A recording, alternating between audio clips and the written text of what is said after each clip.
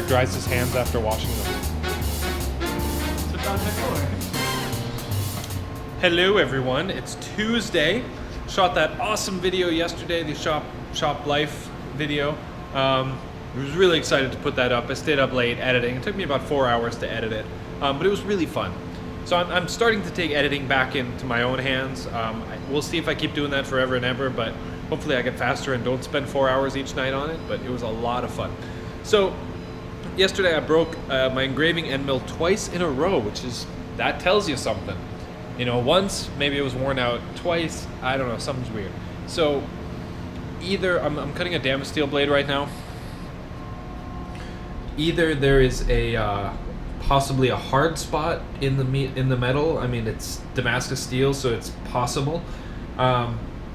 Or possibly there is a chunk of the first end mill that is now lodged in the steel. So I'm going to use my little LED lighted loop. These things are so awesome. There's like $8 on Amazon. You need one. I'm going to get in there and look real close, see if I can see a little piece of carbide. I think it's okay, so I'm going to put another tool in the spindle and run that engraving again. Maybe check the code first, make sure it's not going too fast. Excellent, so I figured out the engraving issue. With a little bit of deducing and reading the code, I was able to figure out that Fusion 360, maybe a little bit of a bug in here. I told it to plunge down into the workpiece at 3 inches per minute, and then around, do the engraving at 8 inches. But it was doing everything at 8, and you don't want to plunge a tiny tool down too fast, or else it'll break. So it was going down at 8 and around at 8. I want it to go down at 3. So I'm using the trace engraving toolpath. Let's see, right, engraving. Yeah, it's the trace toolpath. And what I had to do was I had to change my lead in and lead out and ramp to be the feed that I wanted. And then even though the plunge says 3, the ramp and lead in, lead out are what dictate the downward motion on the plunge. So that's what I gotta do. I will tell Autodesk about this. I'm sure they'll have it fixed in no time. But I'm glad I figured it out. It was just plunging too fast. And it's reasons like that that I buy these little engraving end mills, 12 at a time. Lakeshore Carbide, good stuff.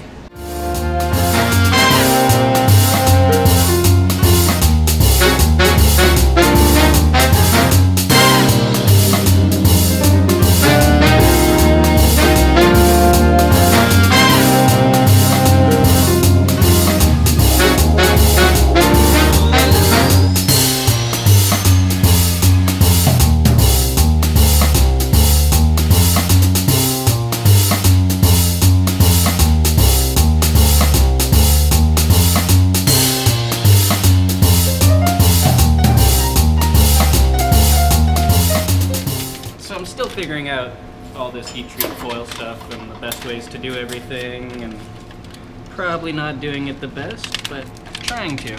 We're always learning. Yeah. And always trying to be better. But it is fun to be doing all this ourselves now. Yeah, we've been talking about this lately, and we figured that pretty much the only thing we don't do ourselves anymore is the water jet and the forging of the Damascus steel. We're not interested in that. It is pretty cool to be able to do everything ourselves. So your 2-second improvement for the day is a crimping thingy out of a 5-gallon bucket lid opener. Nice. Yeah, just Scotch-Brighted it smooth so there wasn't that burr, and now I can get it nice and tight. That looks really good. Is it working well for you? Yeah, it's working really well except for on the double seams here. Makes sense.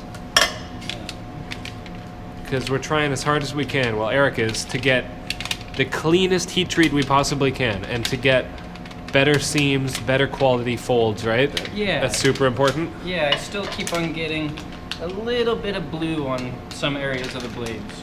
Like they've been oxidized. And I'm like wrapping it, doing triple or quadruple folds on each one, wrapping each individual packet 2 or 3 more times on top of that. So I'm doing 3 or 4 wraps per heat treat cycle. Or per heat treat. And it still isn't perfect.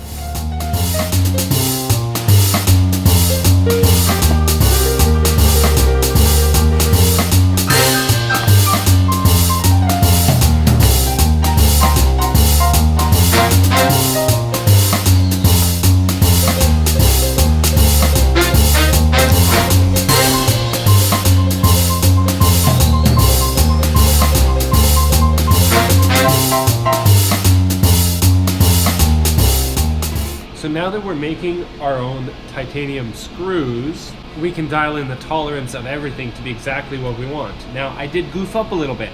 I made the thread length longer than it's supposed to be. I thought it was good in CAD.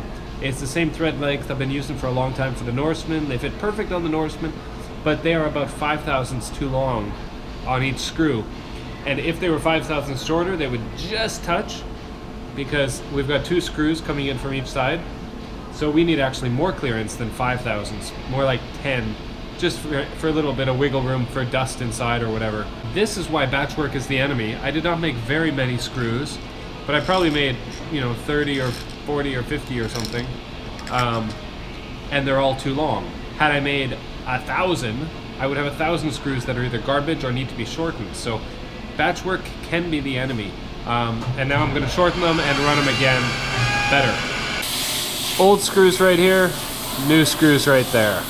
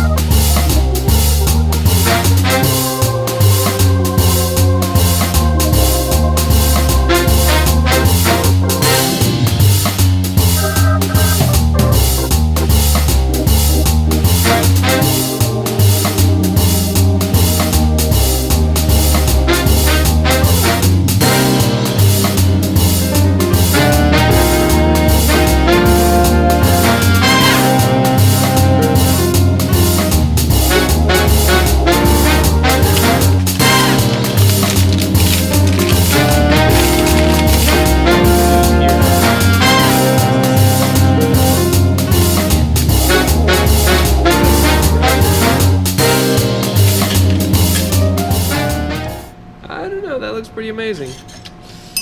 It's that. I don't want that. It's unacceptable. Best yet, you said? Yeah, I think so. Except for that little blue tip. Still trying to get rid of all that. But like this one.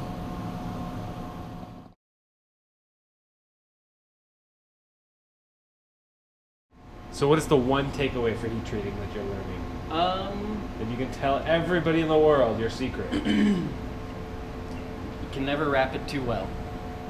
It takes a lot of time, but the better you wrap it, the better it comes out. A lot of people, I guess, they grind everything afterwards, so they're taking away the whole top layer anyway. And I'm basically just kind of buffing after heat treat. Yeah, I'm awesome like that. Our blades are finished going in. Yeah. So the cleaner we can get them coming out, then the better. Yeah. Because now they'll go in the temper for 2 hours, and then I will buff them up, sharpen them, and assemble them first and sharpen them. Now Eric is running some Norseman handle backside machining codes. I updated the code so it says February 2016, not January 2016, because I like them all to be numbered or dated anyway by month, so that way down the road you know exactly when it's from. I thought it was getting dark in here. The adhesive that holds my light on finally gave way today. That's not bad, actually. It's been on for somewhere between 6 to 12 months.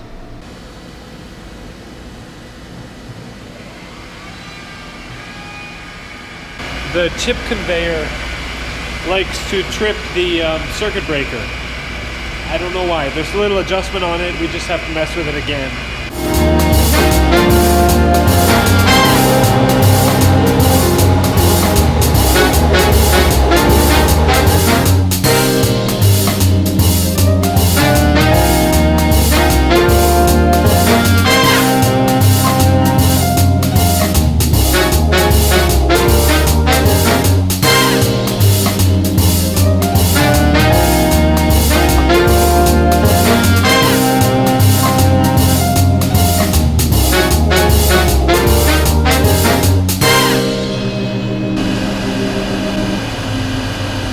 So I've had the lathe running for a while. I don't like how this lid drips coolant everywhere. I go underneath and then it drips on my head. Anyway, side note. The full enclosure looks really nice with a sliding door. I need to get that. It appears that I finished my bar without realizing how long it was. You can see the little end bit got pulled out by the bar puller here, which is fine. Safest way, I guess. Yeah, so it's been air cutting for I don't know how long. So I'm gonna have to sift through and find out how many screws actually finished. My Viking head engraving didn't go deep enough on this one. Not quite sure what's going on, but I'll have to run it again.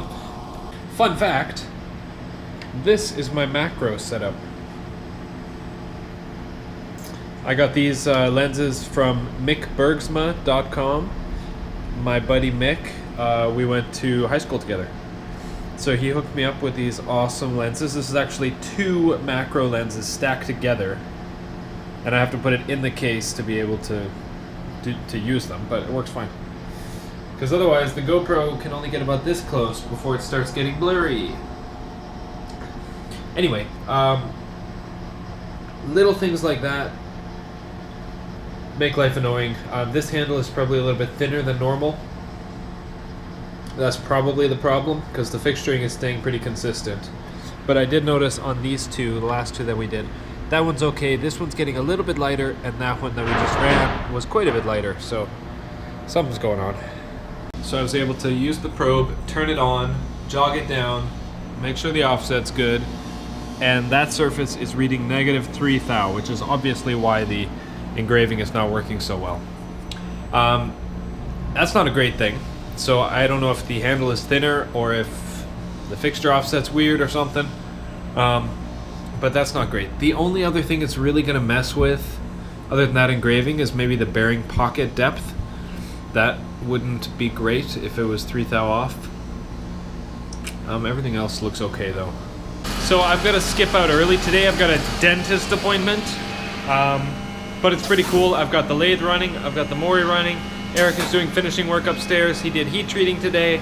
Everything's good. So I'm going to leave the machines running for him. And I'll see you guys tomorrow.